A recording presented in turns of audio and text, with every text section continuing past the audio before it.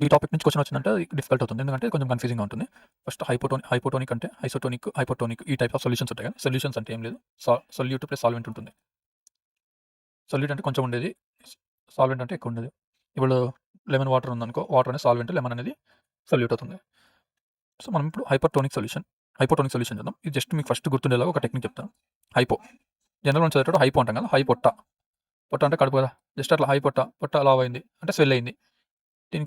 దీంట్లో ఏమైతుంది సొల్యూషన్‌లో స్వెల్ అవుతుంది. ఇది జస్ట్ నేను గుర్తుండడానికి ఇలా చెప్తున్నాను. స్వెల్ అవుతుంది. సో, ఇక్కడ స్వెల్ అయిందనుకో హైపర్టోనిక్ ఏమైతుంది? ష్రింక్ అవుతుంది. చిన్నగా వాటర్ అంతా లాస్ అయిపోయి ష్రింక్ అయిపోతుంది. సో, ఇది గుర్తు.